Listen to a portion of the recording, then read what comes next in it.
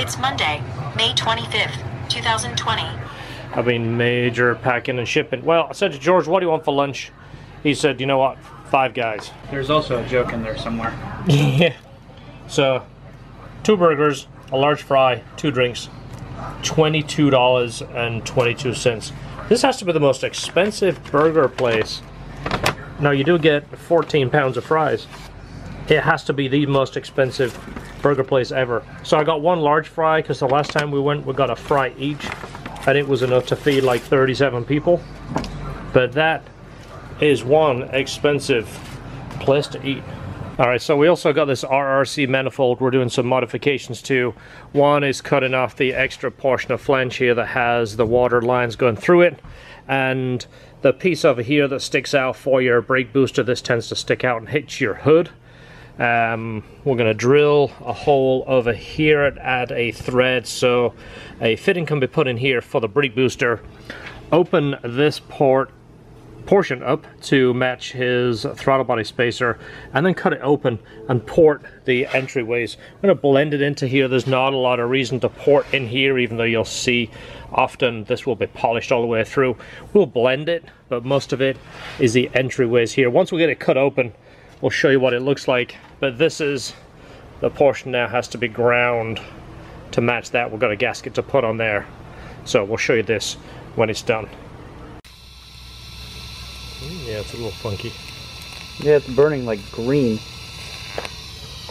So one of our carbide tools that we use for cutting aluminum just fell apart like it was fusion welded, and it just completely separated. There we go, it's focused. So we'll give it a shot. Probably gonna need a new one, but so there's the inlet opened up. Looks actually quite a lot larger than it was stock. So the back side is cut open. You can see all the way through that. Let's take a look at that. So this is looking into the plenum right here. Again, this is very, very good for a factory manifold. They're very, very smooth. They're rounded. The entrance to the runner, all we're going to do is blend this, make it a little bit larger, and balance them out. It's not bad, but there's some casting marks down both sides here. You know, some raggedy edge here, which, you know, it's not loose, but it's always nice to take it off. So blend this as much as possible, and a lot in this entryway right here. This lump here, we're going to take some down. Again, we're not going absolutely crazy with it, because unless you balance each runner and actually flow test it, you can actually do more harm than good. But we're mimicking what the factory's already done. We're just going to make it smoother and a little bit larger. Alright, so took about ½ pound of aluminum out of it, blended everything, opened it up, made all the entryways a much larger. Of course, this entry too, cleaned that up and took all the, basically the imperfections out of it and cast in marks, and blended it right down to the runner. So now it's time to weld this back together. I think we're done with that one. We should have put a whistle on the end of it to get our money's worth out of it. Yeah. So to the welding store. I get our money's worth out of it. The last couple I just let go. They can't have that. Yeah, you don't take a rental car back with half a tank. Unless it's in the contract. Yeah. There we go. So let's get some fresh gas. Let's see if we can get some 110 octane.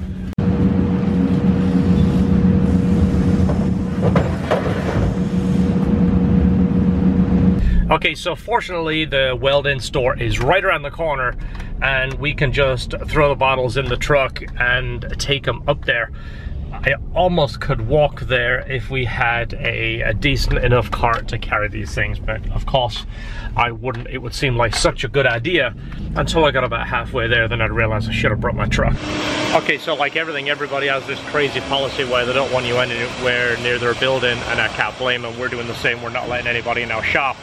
But you have to bring your bottles up here and then wait, and then the guy comes out of the office and basically says, hey, can you throw me your credit card, and then I'll charge you for it, and then you can get out of here. So it's kind of what we have to deal with. I mean, it sucks. It's kind of like they're saying it's the new norm. It don't make our job any easier, but you know, at least we're open and everyone else is open. So like we always say, just keep patience, you know, it'll all work out. Okay, loaded up to fresh bottle. So we're doing a lot of the titanium elbows for the S2000, and of course it takes a lot of welding. We're doing the pie cuts, and I think it's something like 11 segments to an elbow. Actually, I'm gonna count, it's more than that. And welding those things takes a lot of gas, so we're using a lot of this stuff. Also, we have a couple of pipes going out for a Rrc supercharger kit. It's basically replacing their existing kit. So we keep getting this bottle back. I don't know what the odds are of getting this, but this one, I've told them like 3 times, the valve is all jacked up, which typically on these, you put your regulators on there, you give the valve a crack. Back in my apprenticeship days, he always used to tell me, only crack it one go, then if there's ever a problem, the close procedure is much faster. This bottle, you have to open the valve 100% for the argon to flow out and keep the regulator at its design pressure. If not, it doesn't work. And we keep getting this stupid one back. So our yellow tape's been on there for a while. Yeah, so when we're done with this one, George, jack up the tap so to put a new one on there. Just put a new yellow tape on it. Yeah, so I was right. 11 welds to an elbow. This is one of our elbows that need to be welded. As you see, it's more than just a pipe. There is a taper in there, and obviously a compound bend, a little bit more complicated than it actually looks. These are 2 sets of charge pipes and intake pipes for a Rrc supercharger, like I told you about. This is the intake pipe, this is the charge pipe, this is the one that usually has the little sensor sticking out the side. We don't put that on this pipe. If you have an 06 and up car, we need your lower portion of the pipe, the one that goes to this one. These have to be beaded, by the way. Someone's going to mention that. Hey, don't forget to bead it. We bead it when it's finished. That sensor we take off this portion and put on the lower portion of the pipe, because we don't have that fitted in titanium. So if somebody was thinking of that and asking the question, hopefully that clears that up. But these all have to be welded. These have to be beaded. These obviously all have to be blued as well. All right, manifold is welded back together. We'll go through and just clean up the inside just to make sure everything is good. I'm not gonna pick it up, even though my brain tells me I should pick it up and show the inside. The other side of my brain is saying, don't touch it, it's red hot. Go ahead and prove me wrong. It's fine. Oh, okay. Well, you know how many times I've done that, and that's a run to the bathroom and put my hand in some cold water. Yeah, remember we also did the, I don't know, remember what that's called? Because we never used it. Air injection. Yeah, and then the booster delete. The booster, and we need to tap. I tapped. Oh, you've already done that? That one there, because it's a nice big thick bung rather than doing it there. There we go. So tap that, put the 90 in there, go over it. He's done.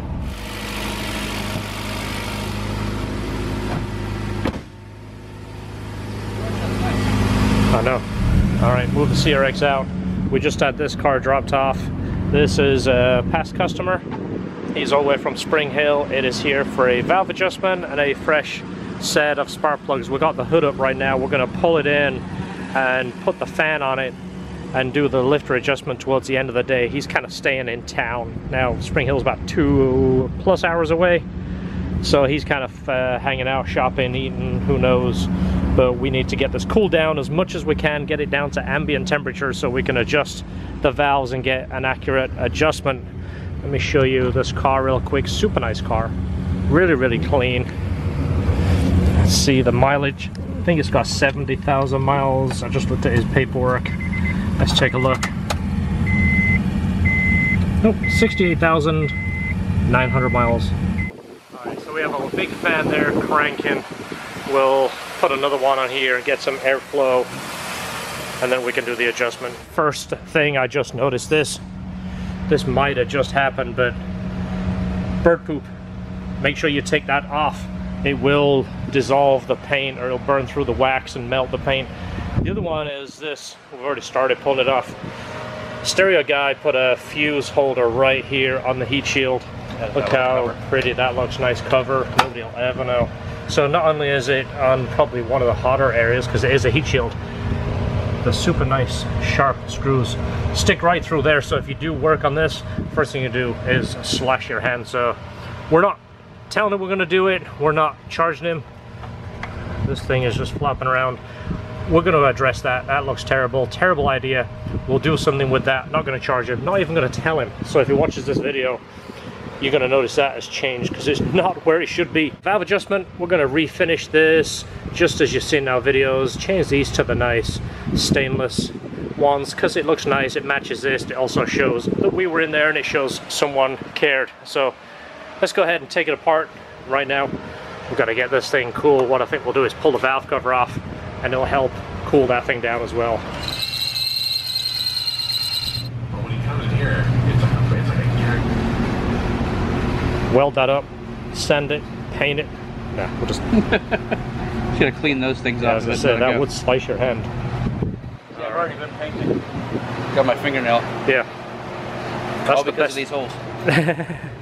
That's the color I use. When I paint my nails, I typically use spray can black. Alright, here's the little bracket I made. It's got a bend in it. It's gonna go on the battery tie bolt below where it bolts on, so it'll be down low.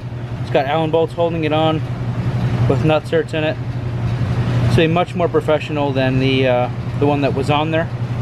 And I'll run the power wire through the boot so that it doesn't hold the boot up off the battery, and I'll show you it again once it's in. So there's the finished product. It's double nutted down there. It's out of the way. The power wire goes through the boot so the boot can go back on. I also tightened the battery terminal first and then added that like a stud. I put that there.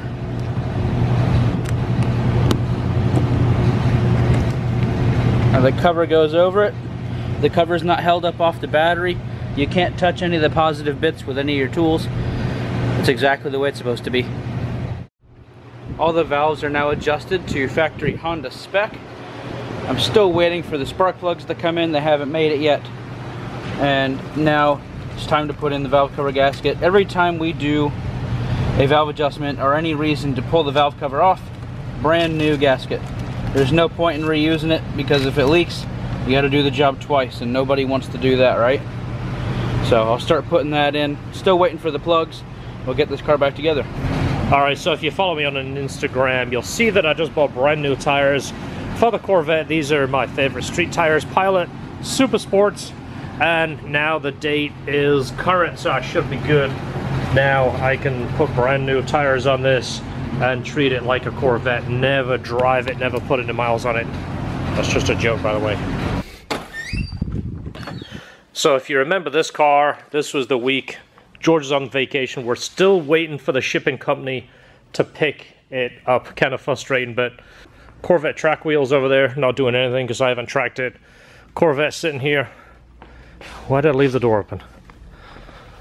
Does that mean the battery's dead? So, actually no, I think it automatically turns the lights off. These tires, like I mentioned in one of the early videos, they're the original tires from 2011. It sucks they only have 6,000 miles on them. The tires look like brand new, but they are hard as a rock. So I'm going to drop these off with the new tires. Going to drop them off at a buddy of mine's shop. He does wheels and tires. He has given me his word that, hey, I won't scratch them and I won't damage your tire. As picky as I am, it's the only thing that I can't do myself. And I hate it when you drop this kind of thing off and it comes back with scratches. So he understands it. He deals with nice stuff. So if all goes well, I'll be promoting him and saying, hey, here is our tire guy. Integra is just chilling. I do promise to do a video on that soon. I'm gonna move this car, put that car there, and take the wheels off. Yikes. Where the heck did those things come from? That's a nice way to get started. Just got bitten about 2,000 times. These guys are everywhere. I just stood right in there and got annihilated. Look at that, they're still all over me.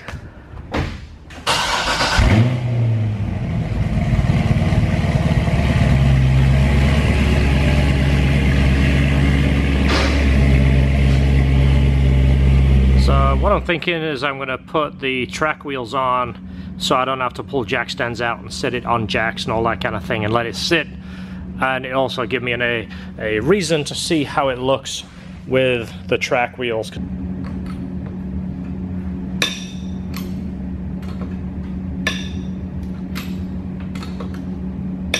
So I did a video a while ago about the Swiss Trax floor, and I occasionally get people commenting on the video saying, well, how's it hold up to a shop and all that kind of thing. Well, We don't use this as our workshop, but I do use it to park cars on, and of course use it to jack up cars, and so far it hasn't had an issue.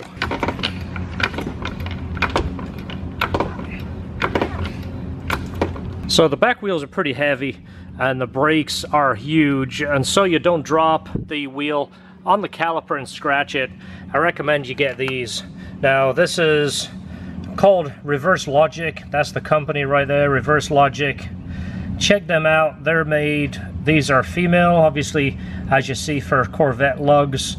They make them in a few of their styles too, and I know they make them in the male, so you can run them on your Porsche. You Porsche guys know taking your wheel on and off is a pain, especially when you got to push it on and try and put a bolt in here.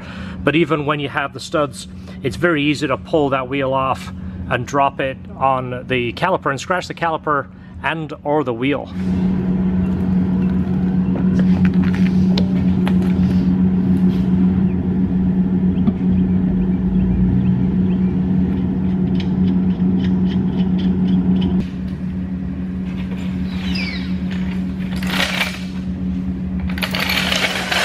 So this brake, I've shown it in pictures and it's hard to describe how massive this is. I put my hand next to it and it makes it look like a, you know, it's like I got a tiny hand. Give you an idea, this is a 16.9 ounce bottle, and look at that. Alright, everything's done. Valve cover is cleaned up like we always do. Clean up the lettering, add the stainless bolts. I wiped down the entire valve cover, make it look nice. The fuse holder is now bolted in to a bracket, bolted to there rather than screwed to there. I did clean around the holes so that they're not sharp and they won't cut anybody. But this is all cleaned up, ready to go back to the owner. Alright, tires are in the truck, and a little tip for you. If it's more than 5 years old since you've had tires or wheels, put some new TPMSs in there, because there is a battery in here, and from what I've seen, they seem to go about 8-9 years and then the battery quits and you get that TPMS code, or it just doesn't read. So a good idea to do these. These are cheap now, by the way. They used to be really expensive back in the day. Now everybody makes them. This is the brand I'm going with. Used them many times in the past. And again, these are for the C6. So it's such a shame to see these tires go bye-bye, because 6,400 miles, I mean, there is tons and tons of life left on them, but they're 11 years old. Rubber is not designed to last that long on a car. They do get hard, and there's other things happen to it. I don't remember what it is. Any of you tire experts, go ahead and chime in and let us know. I think there is something happens with the rubber, some kind of chemical comes out of it or something changes, but they're just not safe on a high performance car, and it's not something I want to take chances with.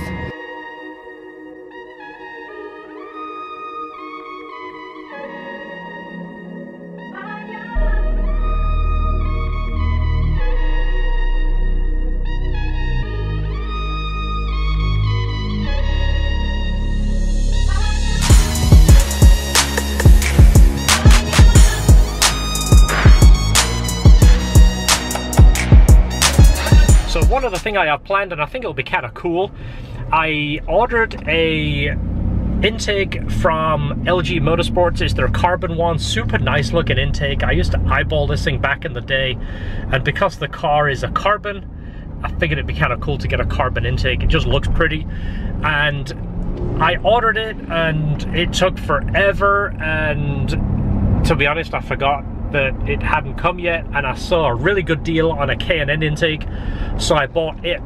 So that kind of got me thinking, hey, let's do a little intake back-to-back comparison. So since then, I found a air raid intake for a C6, and I'm waiting to see if the guy will ship it. I found a Haltech intake for the C6. So if all goes well, I'll be able to test 4 intakes against the factory one, and I'm going to do that before I pull the engine apart. Again, nice little comparison for you guys that have Z06s. You're thinking about an intake. I'm going to basically get the 4 most popular intakes on the market and see actually which one works and what kind of powers we can expect. That looks like a bolt may be going out. So valve adjustment is done. Actually, I think it was cylinders 1 and 3 were very loose, and exhaust on number 2 was a little bit too tight.